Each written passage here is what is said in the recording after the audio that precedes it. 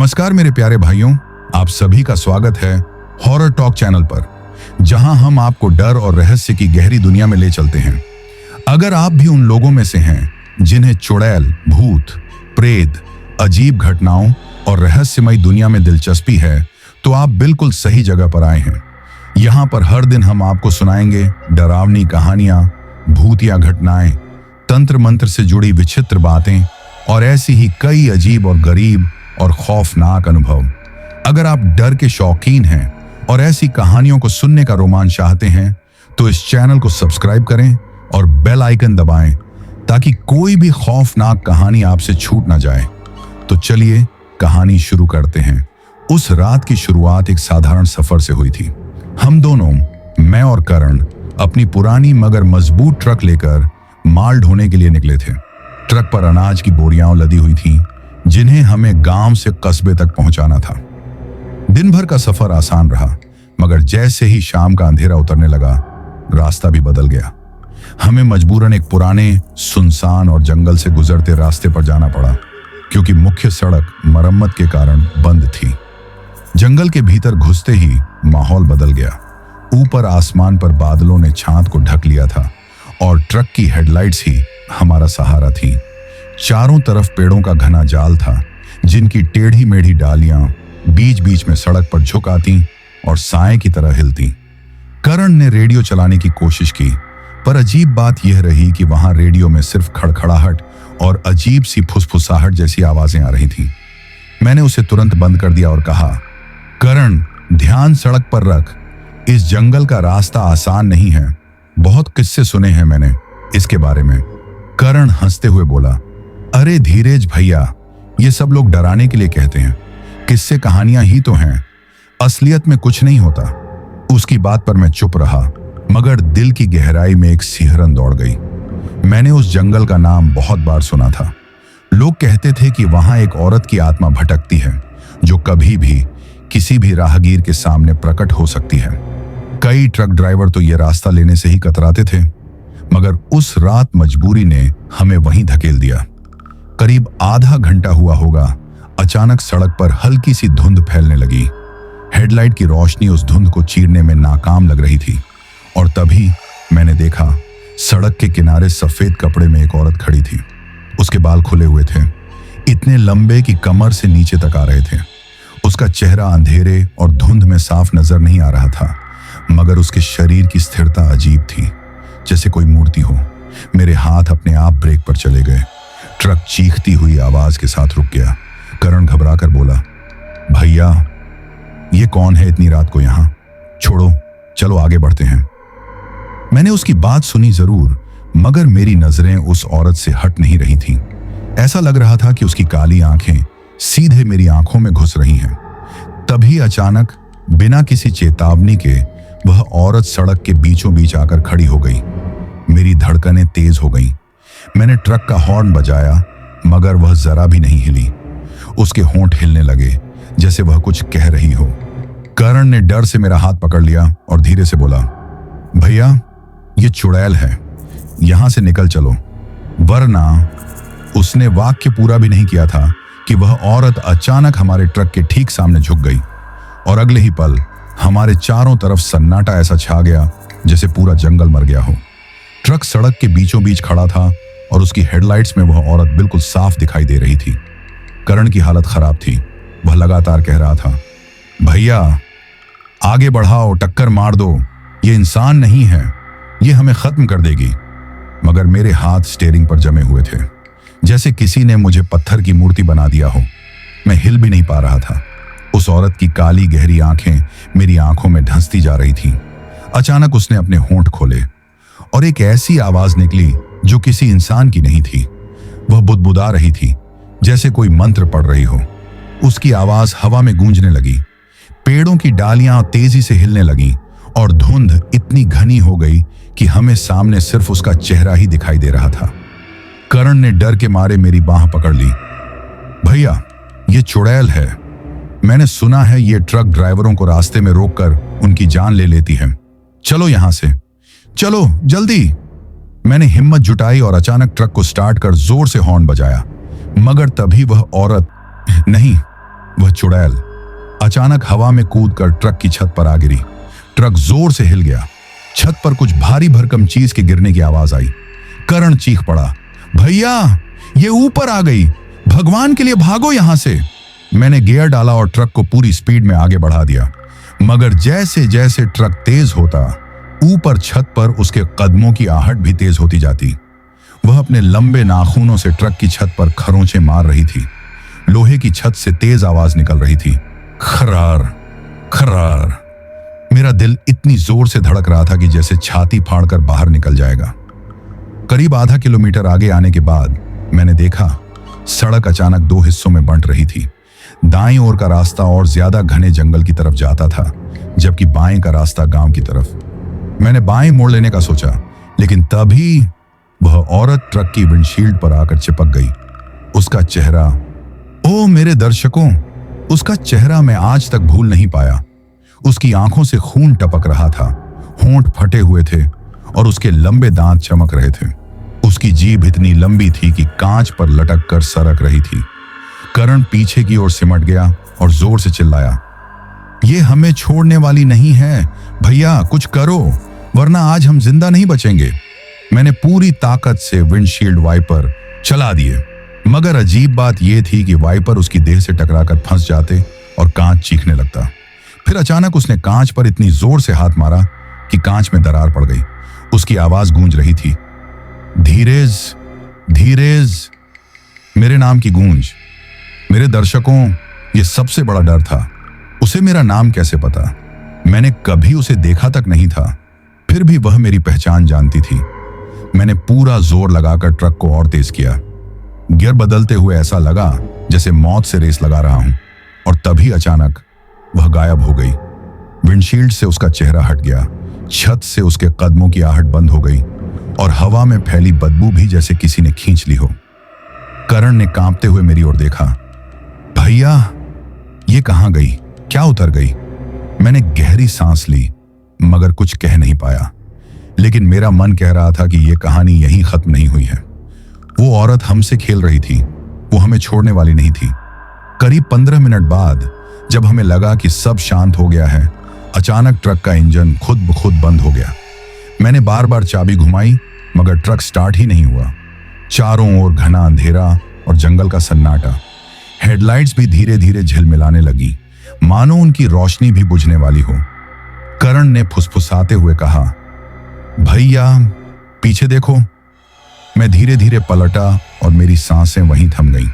पीछे ट्रक के बोरियों के ऊपर वही औरत बैठी थी। उसके लंबे बाल जमीन तक लटक रहे थे और उसकी आंखें आग की तरह चमक रही थीं। वह हौले हौले मुस्कुरा रही थी। करण मेरी ओर झुककर फुसफुसाया, भैया ये अब हमारे पीछे है, अगर ये ट्रक के अंदर आ गई तो। उसकी आवाज कांप रही थी। मैंने उसे चुप रहने का इशारा किया और बार बार ट्रक स्टार्ट करने की कोशिश की। इंजन गुर्राता मगर चालू नहीं होता। इतने में चुड़ैल ने धीरे धीरे अपने हाथों से बोरी पर खरोंचे मारना शुरू कर दी। खरोंचों की वह आवाज इतनी तेज थी कि मानो कोई लोहे को चीर रहा हो। अचानक वह बोली।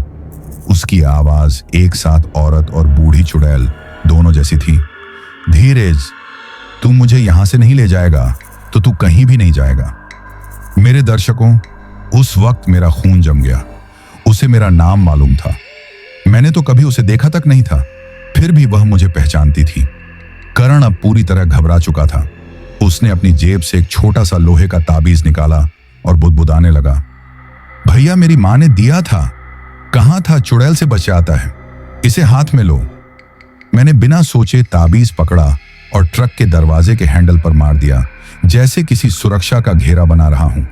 मगर तभी चुड़ैल ने इतनी जोर से चीख लगाई कि पूरा जंगल गूंज उठा। उसकी चीख मानो इंसानी कानों के लिए नहीं थी। ट्रक की हेडलाइट्स अचानक बुझ गईं। अब चारों तरफ सिर्फ अंधेरा और उसकी लाल आंखें चमक रही थीं। करण रोते हुए बोला, भैया ये हमें नहीं छोड़ेगी, हमने गलती कर दी इस रास्ते से आने की। मैंने हिम्मत करके खिड़की से बाहर झांका और वहीं मेरी रीढ़ की हड्डी जम गई। चुड़ैल अब धीरे धीरे बोरियों से उतर आकर जमीन पर खड़ी हो चुकी थी। उसकी ऊंचाई इंसान से कहीं ज्यादा थी और उसके पैरों के पंजे उल्टे थे। वह धीरे धीरे ट्रक की तरफ बढ़ने लगी। उसके हर कदम की आहट मिट्टी पर गूंज रही थी और मुझे ऐसा लग रहा था कि मौत अपने कदमों से हमारे बीच की दूरी नाप रही है। मैंने एक बार फिर ट्रक स्टार्ट करने की कोशिश की।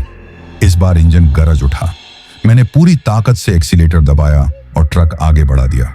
मगर जैसे ही ट्रक ने स्पीड पकड़ी, अचानक वह औरत हवा में कूदी और ट्रक की खिड़की पर चिपक गई। उसका चेहरा इतना पास था कि अगर मैं हाथ बढ़ाऊं तो उसके नुकीले दांत छू सकता था। वह कांच पर अपनी लंबी जीभ फेर रही थी। उसकी जीभ से कांच झलने जैसी आवाज कर रहा था।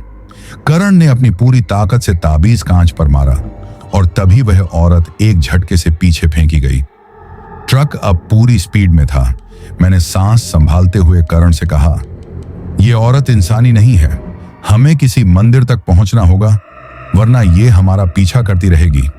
करण ने कांपते हुए जवाब दिया, भैया, गांव से पहले एक पुराना मंदिर है। सुना है वहां कोई साधु रहते थे।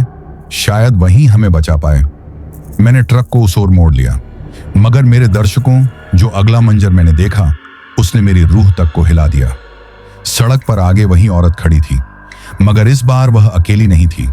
उसके पीछे दर्जनों परछाइयां थीं, सब उसी जैसी, खुले बाल, उल्टे पैर और लाल आंखें। करण ने मेरे कंधे पर हाथ रखा और कांपती आवाज में कहा, भैया, ये तो पूरा दल है, चुड़ैलों का दल। अब बचना नामुमकिन है। उसकी आंखों में आंसू थे। मैं उसकी हालत समझ रहा था, लेकिन उस वक्त डर दिखाने का मतलब मौत को और करीब बुलाना था। मैंने गहरी सांस ली और कहा, करण, जब तक सांस है लड़ाई है। हम भागेंगे, रुकेंगे नहीं। भगवान हमारा साथ देगा। मैंने एक्सीलेटर दबाया और ट्रक को पूरी स्पीड में आगे बढ़ाया। इंजन दहाड़ने लगा। ट्रक चीखती हुई सड़क पर दौड़ने लगा, मगर जैसे ही हम उन चुड़ैलों के करीब पहुंचे, उन्होंने एक साथ चीख मारी। उस चीख की आवाज इतनी भयानक थी कि कान के पर्दे फट जाए। मेरी आंखों के सामने अंधेरा छाने लगा और ट्रक हिलने लगा। अचानक एक एक कर वे चुड़ैलें हवा में कूद गईं और ट्रक पर टूट पड़ी। किसी ने छत पकड़ ली, किसी ने बोनट, तो कोई बगल की खिड़की पर चिपक गई। उनकी नुकीली नाखूनें ट्रक के लोहे पर खरोंचें डालने लगीं। खर्र खर्र। करण पीछे की सीट पर सिकुड़कर बैठ गया और जोर जोर से भगवान का नाम जपने लगा। मैंने पूरी ताकत से ट्रक को संभाला, मगर तभी एक चुड़ैल खिड़की पर चिपकी और उसने अपने लंबे हाथ अंदर घुसा दिए। उसकी उंगलियां मेरे गले तक पहुंचने वाली थीं। मैंने पूरी जान लगाकर स्टीयरिंग को झटका दिया। ट्रक सड़क के किनारे से टकराते टकराते बचा और वह चुड़ैल झटके से बाहर गिर गई, मगर बाकी अभी भी ट्रक से चिपकी थी। मेरे दर्शकों, उस वक्त मेरा दिमाग पूरी तरह काम नहीं कर रहा था। सिर्फ यही ख्याल था कि किसी तरह गांव के पास वाले मंदिर तक पहुंचना है, मगर आगे का रास्ता और खतरनाक हो गया था। ट्रक की हेडलाइट्स टिमटिमाने लगीं और अचानक बुझ गईं। अब हम अंधेरे में दौड़ रहे थे, सिर्फ चांदनी और जंगल का डरावना साया। करण चिल्लाया, भैया देखो, देखो वो। मैंने आगे देखा और मेरी रूह कांप गई। सड़क पर वहीं पहली चुड़ैल खड़ी थी, जिसने हमें पहली बार रोका था, मगर अब उसका चेहरा पूरी तरह बदल चुका था। उसकी आंखें और बड़ी हो गई थीं, चेहरा फूला हुआ, दांत और लंबे, और उसके शरीर से धुएं जैसा कुछ निकल रहा था। वह दोनों हाथ फैलाकर सड़क के बीचों बीच खड़ी थी। मैंने ब्रेक दबाने की कोशिश की, मगर मेरे पैर खुद ब खुद एक्सीलेटर दबा रहे थे। ऐसा लग रहा था जैसे मेरे शरीर पर मेरा काबू ही नहीं रहा। ट्रक उसकी ओर तेजी से बढ़ रहा था।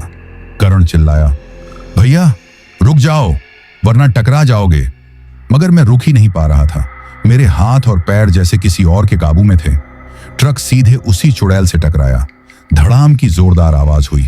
ट्रक हिलकर झटका खा गया। मैं और करण दोनों आगे की ओर उछल गए। लेकिन मेरे दर्शकों, जब मैंने दोबारा आंखें खोली और विंडशील्ड से बाहर देखा, तो मेरी आत्मा कांप गई। सड़क पर कोई भी नहीं था, न वह चुड़ैल, न उसकी परछाइयां, न कोई और। ट्रक खड़ा था, इंजन बंद, चारों तरफ सन्नाटा और घना अंधेरा। करण कांपते हुए बोला, भैया हम किससे टकराए? मैंने बाहर झांका और तभी मेरी नजर ट्रक के बोनट पर पड़ी। बोनट पर खून की लंबी धारियां थीं और उनके बीचों बीच एक हाथ की हथेली का निशान। उस समय मेरे पूरे शरीर में जैसे खून जम गया था। बोनट पर पड़ी खून की लकीरें धुंधली रोशनी में चमक रही थीं। मैं बाहर झांकने ही वाला था कि करण ने मेरा हाथ कसकर पकड़ लिया और कांपती आवाज में बोला, भैया बाहर मत उतरना, ये उसका जाल है, अगर बाहर गए तो वो हमें खींच ले जाएगी। मैंने करण की बात सुनी और दरवाजा बंद कर दिया, मगर मेरे दिल में एक सवाल गूंज रहा था, अगर चुड़ैल गायब हो गई थी तो ये खून कहां से आया? अचानक ट्रक के अंदर से ही एक अजीब सी गंध आने लगी। वह गंध सड़ी हुई लाश जैसी थी, इतनी जहरीली कि सांस लेना मुश्किल हो रहा था। करण ने खिड़की से बाहर सिर निकालकर ताजी हवा लेने की कोशिश की, मगर तभी वह चीख पड़ा, भैया पीछे देखो। मैंने पीछे मुड़कर देखा और मेरी रूह कांप गई। ट्रक की बोरियों के बीच वही औरत बैठी थी, मगर इस बार वह शांत नहीं थी। उसके होंठों से खून टपक रहा था और उसकी जीभ लंबी होकर बोरी की बोरियों पर रेंग रही थी। मैंने तुरंत चाबी घुमाई और ट्रक स्टार्ट कर दिया। इंजन गरजा और मैंने पूरी ताकत से गियर बदला। ट्रक झटके से आगे बढ़ा, मगर जैसे जैसे ट्रक तेज होता वह चुड़ैल भी और ज्यादा उग्र हो जाती। वह बोरियों के ऊपर से रेंगती हुई हमारी ओर बढ़ रही थी। करण डर से कांप रहा था और बार बार बोल रहा था, भैया मंदिर तक पहुंचना होगा, वरना यह हमें यहीं खा जाएगी। मैंने सिर हिलाया और सड़क पर ध्यान जमाया, पर अब सड़क भी अजीब लगने लगी थी, मानो वह सीधी न होकर गोल गोल घूम रही हो। हर जगह सिर्फ जंगल, धुंध और वही सुनसान रास्ता। ऐसा लग रहा था कि हम उसी जगह फंस गए हैं जहां से निकलना नामुमकिन है। अचानक चुड़ैल ने एक भयानक चीख मारी और सीधे हमारे पास कूद गई। उसकी आंखें मेरी आंखों से मिली और वह गुर्राई, धीरेज, तू मुझे लेकर क्यों भाग रहा है? तू तो मेरा है, सिर्फ मेरा। मेरे दर्शकों, उस आवाज में इतना जड़ था कि मेरे हाथ कांपने लगे। स्टीयरिंग मेरे काबू से बाहर हो रहा था। करण ने पूरी ताकत से ताबीज उसके चेहरे पर फेंक दिया।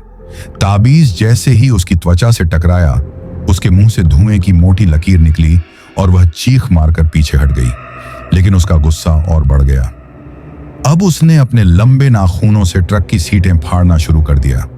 उसके नाखून लोहे तक को चीर रहे थे। ट्रक का अंदरूनी हिस्सा लहूलुहान लग रहा था। मैंने हिम्मत करके एक्सीलेटर पूरी ताकत से दबाया। ट्रक इतनी तेज दौड़ने लगा कि पेड़ों की परछाइयां आंखों के सामने से तीर की तरह गुजर रही थी। मगर तभी अचानक सड़क पर कुछ दिखाई दिया। एक टूटा फूटा पुराना बोर्ड, उस पर धुंधली लिखावट थी, शिव मंदिर 2 किलोमीटर। करण ने चीखते हुए कहा, भैया बस 2 किलोमीटर और, वहां पहुंच गए तो बच जाएंगे। मैंने दांत भींचकर ट्रक और तेज कर दिया।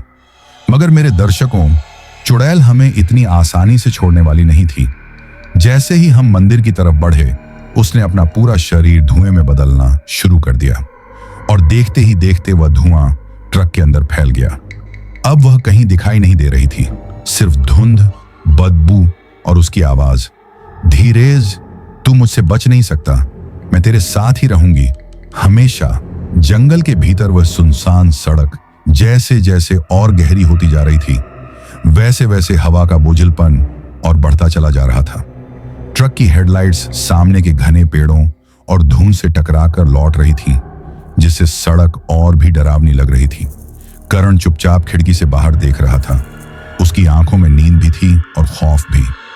अचानक उसने मुझसे धीमी आवाज में कहा, भैया, क्या आपको लग रहा है कि कोई हमारे साथ साथ चल रहा है?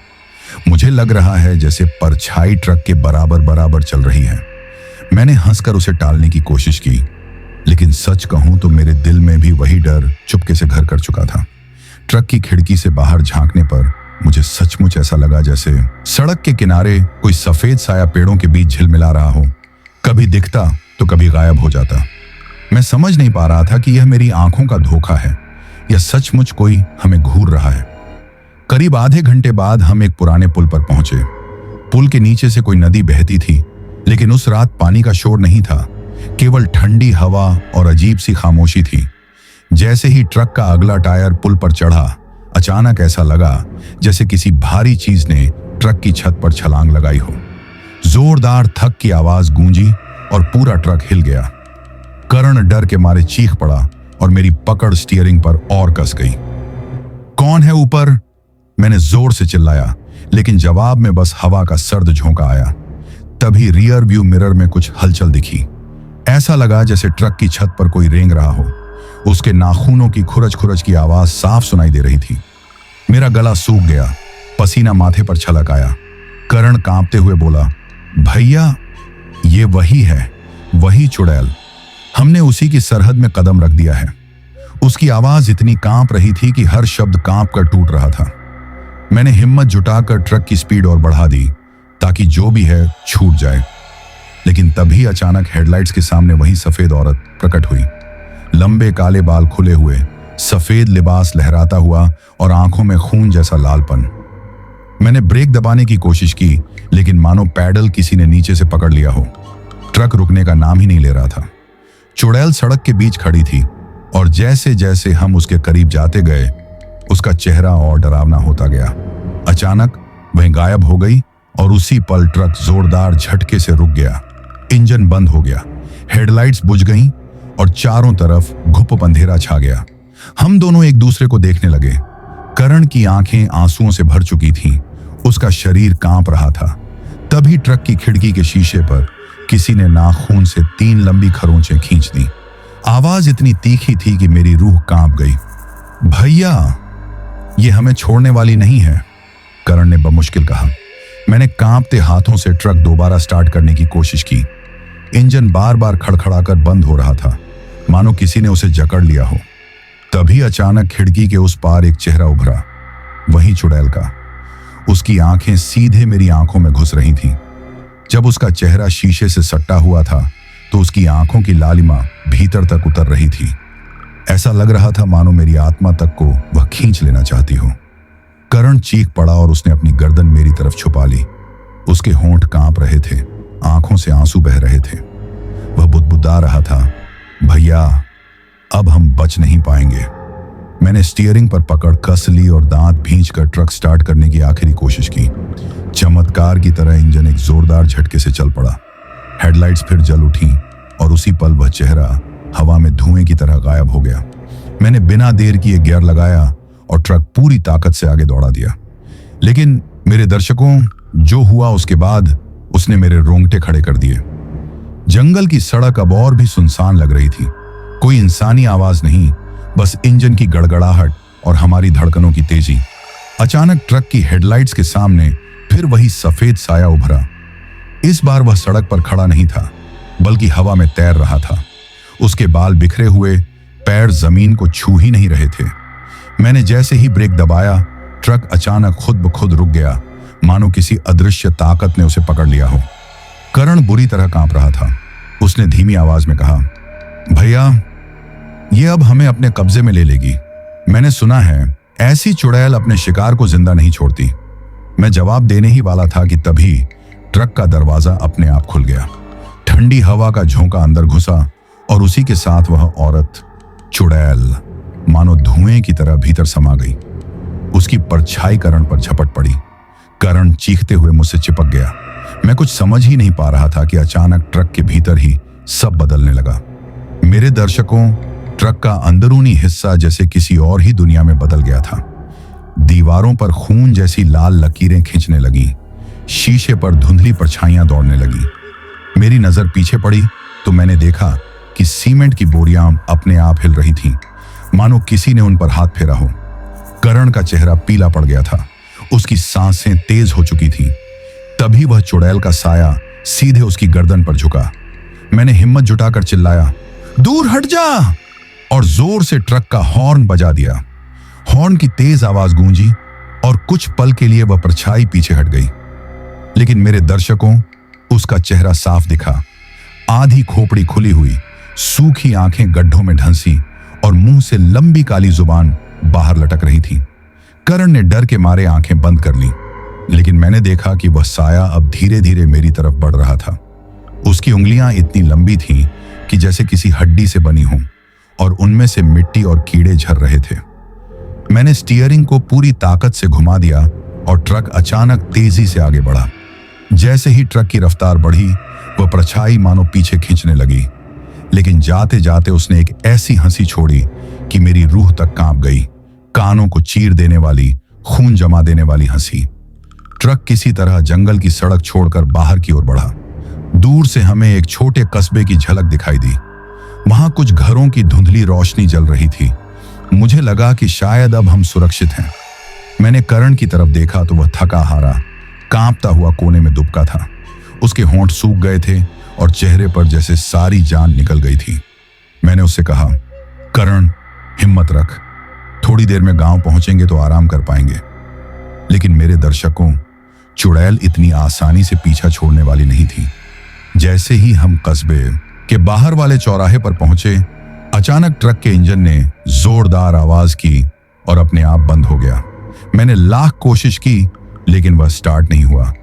करण घबराकर बोला, भैया, ये फिर वही कर रही है, ये हमें पीछा छोड़ने नहीं देगी। तभी चौराहे पर खड़ा एक पुराना पीपल का पेड़ हवा में हिलने लगा। हवा की रफ्तार ज्यादा नहीं थी, लेकिन उस पेड़ की डालियां ऐसे कांप रही थीं जैसे किसी ने उन्हें जबरदस्ती झकझोरा हो। उसकी शाखाओं के बीच कुछ सफेद सा झूल रहा था। मैंने ध्यान से देखा तो रूह कांप गई। वह वही औरत थी, वही चुड़ैल, अपने लंबे बाल लटकाए हुए उल्टी लटकी शाखाओं से। उसकी आंखें सीधी हमारी ओर थीं। उसके मुंह से एक धीमी सी आवाज आ रही थी, मानो कोई मंत्र फूंक रही हो। करण बुरी तरह चीख पड़ा और मेरे सीने से चिपक गया। मेरी आंखें उस दृश्य से हट ही नहीं रही थीं। तभी अचानक हमारे ट्रक के चारों ओर कुत्तों का झुंड प्रकट हुआ। न जाने कहां से दर्जनों काले कुत्ते आ गए और भौंकने लगे। उनकी आंखें अजीब हरे रंग में चमक रही थीं। मेरे दर्शकों, उस रात पहली बार मुझे लगा कि यह साधारण चुड़ैल नहीं है। यह कोई तांत्रिक शक्ति से जुड़ी हुई आत्मा है, जिसके इशारे पर जानवर तक उसके कहे अनुसार काम करते हैं। मैंने हिम्मत जुटाकर ट्रक का दरवाजा खोला और नीचे उतरा। मेरे पांव कांप रहे थे, लेकिन मैं अब डर कर बैठ नहीं सकता था। मैंने चिल्लाकर कहा, कौन है तू? हमें क्यों परेशान कर रही है? छोड़ दे हमें। जैसे ही मेरी आवाज गूंजी, वह चुड़ैल जोर से हंसी। उसका शरीर धीरे धीरे शाखाओं से नीचे उतरा और वह सीधी जमीन पर खड़ी हो गई। उसके पांव जमीन को छू भी नहीं रहे थे, वह हवा में तैर रही थी। उसकी आंखें अंगारे जैसी चमक रही थीं। उसने अपनी लंबी उंगलियां मेरी ओर बढ़ाईं और एक कराहती हुई आवाज में बोली, तुमने मेरी सीमा में कदम रखकर सबसे बड़ी गलती की है। अब तुम्हें मेरी पीड़ा समझनी होगी। इतना कहकर वह अचानक गायब हो गई। लेकिन उसी पल ट्रक की बोरियों में से एक अपने आप फट गई और उसमें से राख जैसी कोई चीज उड़कर बाहर आई। उस राख में से मानो कई हाथ उभर आए और उन्होंने करण की गर्दन पकड़ ली। करण चीखता हुआ तड़पने लगा। मैंने दौड़कर उसे छुड़ाने की कोशिश की, लेकिन मेरे हाथ उस राख के हाथों को छू भी नहीं पा रहे थे। वे बस धुएं की तरह फिसल जाते। करण की आंखें बाहर निकल आई थीं, उसकी सांसें अटक रही थीं।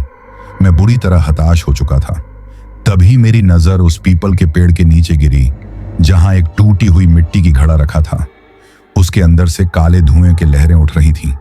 मुझे समझ आ गया कि यही उसकी शक्ति का आधार है। मैंने बिना कुछ सोचे उस घड़े की तरफ दौड़ लगाई। कुत्ते मेरे रास्ते में आए, लेकिन पता नहीं कहां से मेरे भीतर इतनी हिम्मत आ गई कि मैंने पत्थर उठाकर उन्हें भगाया। मैंने जोर से घड़ा उठाया और पास पड़े पत्थर से उसे तोड़ डाला। जैसे ही घड़ा टूटा, एक जोरदार चीख गूंजी। करण को पकड़े हुए हाथ अचानक गायब हो गए और वह जमीन पर गिर पड़ा। ट्रक किसी तरह दोबारा स्टार्ट हुआ और हम कस्बे की ओर बढ़े। दोनों इतने सहमे हुए थे कि एक दूसरे से नजरें भी नहीं मिला पा रहे थे। करण का चेहरा पीला पड़ चुका था, आंखों के नीचे गहरे गड्ढे बन गए थे। वह बार बार कांपते हुए पूछ रहा था, भैया, अगर वह फिर लौट आई तो? मैं सिर्फ इतना कह पाया, जो होगा देखा जाएगा। लेकिन भीतर से मुझे खुद भी यकीन था कि यह तो बस शुरुआत है। कस्बे के किनारे पर एक पुराना ढाबा था, जिसकी मध्यम लालटेन जल रही थी। मैंने ट्रक वहीं रोका और हम दोनों ढाबे के पास पहुंचे। ढाबे के मालिक, एक दुबला पतला बुजुर्ग, हमें देखते ही ठिठक गया। उसकी आंखें हमारे ट्रक पर पड़ी और फिर हमारे चेहरों पर टिक गईं। उसने धीमी आवाज में कहा, तुम दोनों उस जंगल से आ रहे हो ना? मैंने चौंक कर सिर हिलाया। उसने गहरी सांस ली और हमें भीतर ले गया। अंदर लकड़ी की बनी खटिया पर बैठते ही उसने हमें पानी दिया और बोला, लगता है तुमसे टकराव हो गया है उससे। उसकी आवाज इतनी धीमी थी मानो डर हो कि कोई सुन न ले। मैंने पूछा, कौन है वो? क्यों हमें सताती है? बुजुर्ग की आंखों में डर और दुख दोनों थे। उसने कहा, ये कोई साधारण चुड़ैल नहीं है बेटा, ये इस गांव की श्यामा है। कभी वो हमारे गांव की सबसे खूबसूरत औरत थी, लेकिन उसका दिल एक परदेशी ट्रक ड्राइवर पर आ गया। दोनों का प्यार गांव की आंखों में खटकने लगा। कहते हैं उस समय के जमींदार ने, जो खुद उसे चाहता था, तांत्रिकों से मिलकर उसकी हत्या करवाई। श्यामा की लाश को जंगल में ले जाकर पीपल के पेड़ के नीचे जला दिया गया, लेकिन वह अधूरी चाह और अपमान उसे चैन से सोने नहीं दे पाए। वह उस दिन से हर ट्रक ड्राइवर को अपना शिकार बनाती है, खासकर तब जब उसके साथ कोई खलासी हो। करण ने कांपते हुए पूछा, तो क्या हम ही उसके अगले शिकार हैं? बुजुर्ग ने गहरी सांस ली और बोला, तुम्हारा नाम क्या है? मैंने कहा, धीरज। बुजुर्ग की आंखें फैल गईं। उसने कहा, तो फिर यह और भी खतरनाक है। श्यामा के प्रेमी का नाम भी धीरज था, और आज किस्मत का खेल देखो, तुम भी धीरज नाम के हो और ट्रक चलाते हो। यह कोई संयोग नहीं है बेटा, यह चुड़ैल तुम्हें छोड़ने वाली नहीं है। उसे लगता है तुम वही हो जो कभी उसे छोड़ गया था। मेरे दर्शकों, यह सुनकर मेरे पैरों तले जमीन खिसक गई। मैं स्तब्ध बैठा रह गया। करण की हालत तो और भी खराब हो गई। उसके होंठ सूख गए, वह जैसे सुन्न हो गया था। मैंने कांपती आवाज में पूछा, तो अब हमें क्या करना होगा? बुजुर्ग ने धीरे से कहा, एक ही तरीका है, उस चुड़ैल की अधूरी चाह को समझो। या तो उसे स्वीकार करो, या फिर उस पीपल की जड़ में जो उसका अंतिम चिन्ह है, उसे हमेशा के लिए खत्म करो। लेकिन याद रखना, ऐसा करना आसान नहीं होगा। वह तब तक तुम्हें चैन से नहीं छोड़ेगी जब तक या तो तुम उसकी बाहों में ना आ जाओ, या उसकी आत्मा को शांति ना मिले। हमने फैसला कर लिया कि रात ही उस पीपल के पास जाकर सब कुछ खत्म करना होगा। या श्यामा की आत्मा को शांति देना होगा, या फिर स्वीकार कर लेना होगा जो भी उसने कभी चाहा था। पर कुछ तो होना ही चाहिए था। बुजुर्ग ने हमें कुछ साधारण सी चीजें दी। एक जुआरी के हाथ से बनाई हुई कच्ची डोरी जिसमें कुछ पवित्र धागे बंधे थे, गाय के दूध का बर्तन, हल्दी वाला लेप और मिट्टी का एक छोटा सा कटोरा जिसमें कुछ राख मिली थी। उसने कहा कि यह सब उसी जगह के तंत्र का हिस्सा है जहां श्यामा दहकाई गई थी। उसे तोड़ने के बाद उसके बचे हुए चिन्हों को मिटाना होगा, और साथ ही किसी न किसी तरह उसकी वे अधूरी इच्छाएं मानने का संकेत देना होगा ताकि उसकी आत्मा शांति पाए। उसने हमें चेताया, एक बार जब तुम जड़ तक पहुंच जाओगे तो रुकने का मौका नहीं मिलेगा। या तो तुम उसकी इच्छा को पूरा कर दोगे, या फिर वह तुम्हारी हड्डियों तक के पसलियों को गुनगुनाकर हंसती रहेगी। ये शब्द मेरे दिमाग में बार बार गूंजते रहे, जैसे किसी पुराने ढोल की गूंज। हमने ट्रक को ढाबे के पीछे छुपा रखा और पैरों तले जमीन थरथराते हुए उस पीपल की ओर बढ़े। रात ठहरी हुई थी, चांद भी बादलों के पीछे छिपा हुआ था, इसलिए सब कुछ काला और अनिश्चयपूर्ण था।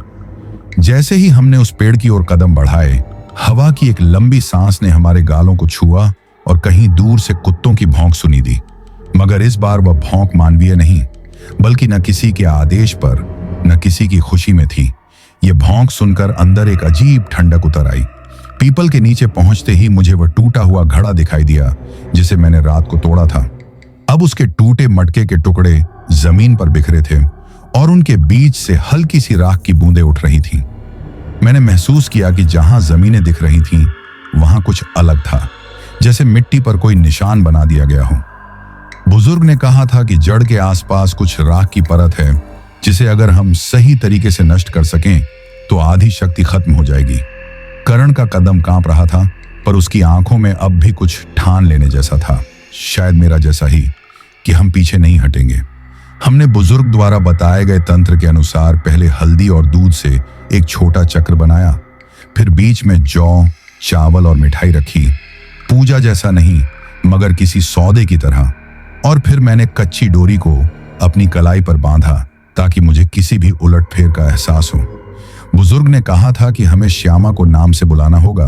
नाम लेना उसकी आत्मा को उस रिश्ते तक खींच लाता है जो उसे दिल में जला कर गया था, और तभी उसे समझ आएगा कि नया और पुराना दोनों अलग हैं। मेरी जुबान कांप रही थी जब मैंने धीरे से कहा, श्यामा। शब्द हवा में घुल गया और पेड़ों के पत्तों ने बदहवास सी सरसराहट की। अचानक हवा थम गई और चारों तरफ सन्नाटा ऐसा छाया कि मैं अपनी सांस सुन सकता था। फिर हमने देखा, पेड़ की परछाइयों से धुएं की तरह एक आकृति उठी। वह पहले जैसी नहीं थी। पहले वह हिंसक लगती थी, पर अब उसके चेहरे पर कुछ पीड़ा भी दिख रही थी। ऐसा नहीं कि वह कमजोर हुई हो, पर उसकी आंखों में वैसा कड़वा अधूरा तमन्ना झलक रहा था जो किसी प्रेमी द्वारा धोखा दिए गए इंसान की ही तरह होता है। मैंने अपना सब साहस इकट्ठा किया और कहा, श्यामा, मैं हूं धीरज। मैंने तुम्हें कभी नहीं चाहा था, पर शायद मेरे होने का मतलब वही नहीं जो तुम सोचती हो। अगर तुझे कोई गिला है तो बता, मैं मानूंगा, बस आप हमें जाने दीजिए। मेरे शब्दों पर करण की सांस फूली, क्योंकि उसने सुना कि मैंने अपने दिल की बात उसे कह दी है।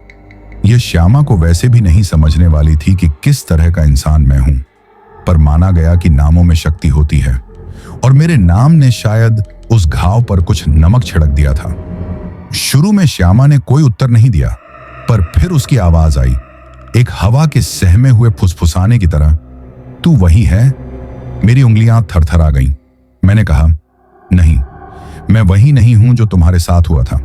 मैं बस एक साधारण ड्राइवर हूं जिसके साथ एक गलती की वजह से तुम परेशान हुई हो। मैं मानता हूं जो हुआ वो गलत था, किसी ने गलत किया, पर वह मेरा अपराध नहीं हो सकता था। उस समय मैंने सच कहा, और सच बोलते समय एक अजीब सी शांति मेरे अंदर आई। वह परछाई धीरे धीरे पास आई। उसकी हवा से मेरे चेहरे पर ठंडी परतें गिरीं, जैसे कोई बरसात की बूंद। उसने करण की तरफ देखा और उसकी नजर में एक खिंचाव हुआ, मानो वह कह रही हो कि तुम्हें क्यों लिया गया था। बुजुर्ग ने हमें पहले ही समझा दिया था कि विकल्प दो हैं, या तो हम उसकी पुरानी चाहत का प्रतीक दें, या फिर जड़ के पास मिलने वाली राख को पूरी तरह मिटा दें ताकि उस स्थान की स्मृति ही न रहे। हमने तय किया कि पहले प्रयास में श्यामा को उसका प्रतीक देंगे। अगर वह शांत हो जाए तो ठीक, वरना हम दूसरी राह पर जाएंगे। मैंने अपनी जेब से ढाबे वाले बुजुर्ग से लिया हुआ छोटा सा चिन्ह निकाला, एक पुराना सिक्का और उसके साथ जुड़ा हुआ एक कागज का टुकड़ा जिस पर उसके नाम के आरंभिक अक्षर खुरदरे अक्षरों में लिखे थे। मैंने उसे धीमे हाथों से उसकी ओर बढ़ाया और बोला, ये लो श्यामा, ये उस प्रेम का निशान है जो तुम्हारे नाम पर रखा गया था। हमें भरोसा नहीं था, पर अब हम दे रहे हैं। हम वादा करते हैं कि तुम्हारी तकलीफ का बदला नहीं लिया जाएगा। तभी श्यामा की आह निकल पड़ी। वह चीखा नहीं, बल्कि ऐसा लगा मानो किसी ने जहरीली खरोंच उतार दी हो, और उसके होंठ हिले। उसकी परछाई ने सिक्के को छूला और फिर कुछ पल के लिए सब कुछ थम गया। मैंने महसूस किया कि जैसे कोई भारी तौलने वाली चीज जकड़ी हुई है, और फिर अचानक श्यामा ने कहा, तुमने नाम दिया, पर क्या तुम समझते हो कि मेरी चाहत ही सिर्फ प्यार नहीं? मुझे मेरी इज्जत चाहिए थी। मुझे फिर कर जिंदा जलाया गया। मेरी आवाज दबा दी गई। अगर तुम चाहते हो कि मैं जाऊं तो मेरे नाम की सफाई कर दीजिए। मेरा मकसद सिर्फ वहां की राख का हिसाब नहीं, बल्कि उस रोज की शर्मिंदगी का हिसाब भी है। उसका शब्द सुनकर मेरा दिल धड़क उठा। हमें अब समझ में आ गया कि सिर्फ प्रतीक देना ही काफी नहीं होगा। हमें दुनिया के सामने उस अन्याय का सामना करना होगा। लड़कियां, औरतें जिन्हें भुला दिया जाता है, और श्यामा की कहानी को सच मानकर उसका सम्मान वापस करना होगा। पर रात के अंधेरे में गांव के बुजुर्गों को जगाना और पूरे गांव को इकट्ठा करना असंभव था। हमने कहा कि अगर यही तरीका है तो हम पहले जड़ के चारों ओर मौजूद राख को मिटा देंगे। इसी से उसकी पीड़ा का एक बड़ा स्रोत खत्म हो सकता है। करण ने देखकर कहा, भैया, अगर हम पूरी राख मिटा देंगे तो क्या वह हमें छोड़ देगी? मैंने उसकी आंखों में देखा और कहा, हम कोशिश करेंगे। हमने मिट्टी के कटोरे में रखी राख को किनारे पर इकट्ठा किया और हल्दी दूध के चक्र के ऊपर जाकर उसे धीरे धीरे पानी से घोलना शुरू किया, जैसे किसी पवित्र दाह में पानी डालते हैं। जैसे जैसे राख गीली हुई, हवा में जो सूखी गंध थी वह कम होती गई और पेड़ से उठती हुई परछाई सुस्त पड़ती चली गई। पर तभी हुआ वह जो मैंने रात भर में सबसे खतरनाक महसूस किया। जमीन के भीतर से एक दर्दनाक गर्जन निकला और श्यामा की पूरी मांदिक झलक एक झटके में बदलकर तेज रोशनी में बदल गई। उसकी चीख ने मेरे कानों के पर्दे को हिला दिया। उसने आखिरकार अपना एक पतला सा स्वर निकाला, ठीक है। और फिर जो हुआ वह मेरे जीवन की सबसे अजीब और डरावनी चीज थी। उसकी परछाई ने एक पल के लिए मेरी ओर झुककर कहा, धीरेज, जो तेरा नाम है उसे भूलना नहीं, पर मुझे भी भूलने दे। उसकी आवाज में अब नफरत तो थी, पर साथ ही एक अजीब शांति भी, फिर धीरे धीरे उसने खुद को मिटा लिया, धुएं में मिलकर ढल गई और जो राख गीली हुई थी वह अचानक से उड़कर हवाओं में बिखर गई, मानो कभी वहां कुछ था ही नहीं। मैं और करण दोनों वहीं बैठकर टूट गए, थकान, राहत और जिज्ञासा के मिले जुले असर में। पर कहानी यहीं खत्म नहीं हुई, क्योंकि जैसे ही हमने राहत की सांस ली, मुझे लगा कि किसी ने पीछे से हमारे नाम फुसफुसाए, और वह आवाज इतनी कोमल थी कि मैंने उसे किसी दूत की तरह महसूस किया। पर वह आवाज मेरे दिल में कुछ और भी छोड़ गई, एक चेतावनी और एक वादा कि दुनिया में कुछ बातें सिर्फ एक रात में बदल नहीं सकती। हमने वह रात वहीं बिताई, पीपल के नीचे आधी नींद में, और सुबह की हल्की रोशनी में जब हम उठे तो जमीन पर किसी भी तरह की राख या निशान नहीं थे। सब कुछ सिंचित और साफ था, जैसे किसी ने वहां से किसी बोझ को उठा लिया हो। सुबह की हल्की धूप में हम ट्रक लेकर कस्बे की तरफ लौट रहे थे। सड़क पर अभी भी जंगल की ठंडी हवा घुली हुई थी और हर पेड़ की शाखा मानो हमें निगाहों से परख रही थी। करण चुप था, उसका चेहरा थका हुआ और हिचकिचाता हुआ। मैंने उससे कहा, करण, अब हमें गांव लौटकर बुजुर्गों से बात करनी होगी ताकि लोग जाने कि क्या हुआ। जैसे ही हम कस्बे में प्रवेश किए, हमें लोगों की अजीब सी निगाहों का सामना करना पड़ा। उन्होंने हमें देखकर फुसफुसाना शुरू कर दिया। कुछ लोगों ने डर के मारे कदम पीछे खींच लिए, तो कुछ सीधे हमारी तरफ आकर हमें रोकने की कोशिश करने लगे। उनमें से एक आदमी, जिसकी उम्र लगभग मेरे बराबर थी, बोला, तुम लोग जंगल में क्या कर रहे थे? तुमने श्यामा के नाम के साथ खिलवाड़ किया है। ये हमारी उम्र की सबसे बड़ी भूल है। मैंने हिम्मत करके कहा, हमने कुछ भी गलत नहीं किया। हम सिर्फ उसकी अधूरी पीड़ा को समझना चाहते थे। हम उसे खत्म करना नहीं चाहते थे। हम सिर्फ उसकी आत्मा को शांति देना चाहते थे। लेकिन वहां की भीड़ में खामोशी थी, और फिर अचानक बुजुर्गों में से एक महिला, जो कि गांव की सबसे पुरानी निवासी थी, सामने आई। उसने हमारी बात सुनी और धीमी आवाज में कहा, तुम समझते हो कि यह केवल एक चुड़ैल है? नहीं, ये हमारी गलती की सजा है। श्यामा की आत्मा हर उस इंसान को मार सकती थी जो उसका अपमान करता। तुम दोनों जीवित ही लौट आए क्योंकि तुमने उसकी कहानी को समझा और उसे सम्मान दिया। मेरे दर्शकों, उस पल मुझे लगा कि हमने केवल एक भूत को नहीं, बल्कि एक अधूरी कहानी को पूरा किया था। लेकिन यहां ध्यान देने वाली बात थी कि कुछ लोग इसे स्वीकार नहीं कर पाए। उनका कहना था कि जंगल में हमारी हिम्मत की वजह से कई अनदेखी शक्तियां अब जाग गई हैं और इस कस्बे में अब अनहोनी घटनाएं घट सकती हैं। करण ने धीरे से पूछा, भैया, अब क्या होगा? क्या श्यामा फिर लौट सकती है? मैंने उसे देखा और कहा, अगर हम उसे सही सम्मान दे चुके हैं तो उसका गुस्सा हमें नहीं छू सकता, लेकिन हमें सावधान रहना होगा। उसकी कहानी अब हमारे साथ है, उसे भूलना नहीं होगा, वरना वह फिर से लौट आएगी। उस दिन हमने कस्बे में रहकर कई बुजुर्गों से श्यामा की कहानी सुनी। पता चला कि कई साल पहले उसके साथ हुए अन्याय और धोखे ने उसे इस भयानक रूप में बदल दिया। कई परिवारों ने उसकी मृत्यु को छुपाया, कई ने उसकी आत्मा को डराने की कोशिश की, लेकिन अब हमें यह जिम्मेदारी मिली थी कि हम उसकी कहानी को सही रूप में दुनिया के सामने रखें। शाम होते होते हमने ट्रक तैयार किया और जंगल की तरफ वापसी के लिए तैयार हुए। यह तय किया कि अब हम न केवल उसका सामना करेंगे, बल्कि उसकी कहानी को सच मानकर दूसरों तक पहुंचाएंगे। जैसे ही हम पेड़ के पास पहुंचे, हमने देखा कि वहां का माहौल पहले जैसी नहीं, बल्कि शांत और गंभीर था। जड़ के पास राख अब जमीन में गहराई से समाई हुई थी। मैंने बोला, श्यामा, हम यहां हैं, अब तुम्हारा अंतिम संदेश सुनने का समय है।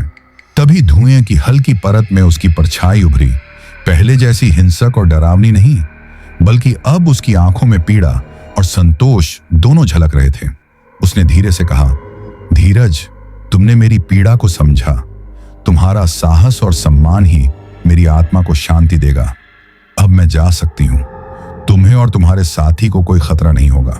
मैंने महसूस किया कि जैसे जंगल में सारी नकारात्मक ऊर्जा धीरे धीरे गायब हो रही है। हल्की हवा चली और पेड़ की शाखाएं मानो सिर झुका रही हूं। श्यामा की परछाई धीरे धीरे धुएं की तरह हवा में मिल गई और अंततः गायब हो गई। करण ने सांस फूली और बोला, भैया, अब सच में सब खत्म हो गया। मैंने सिर हिलाया और कहा, हाँ, हमने लड़ाई जीती, लेकिन इससे हमने जो सीखा वह यह कि हर अधूरी कहानी, हर पीड़ा का सम्मान करना ही सबसे बड़ा साहस है। हमने ट्रक में बैठकर गांव की ओर लौटने का रास्ता पकड़ा। रास्ते में हमने महसूस किया कि जंगल पहले जैसी डरावनी नहीं थी। हर पेड़ और हर पथ पर एक अजीब शांति छाई हुई थी।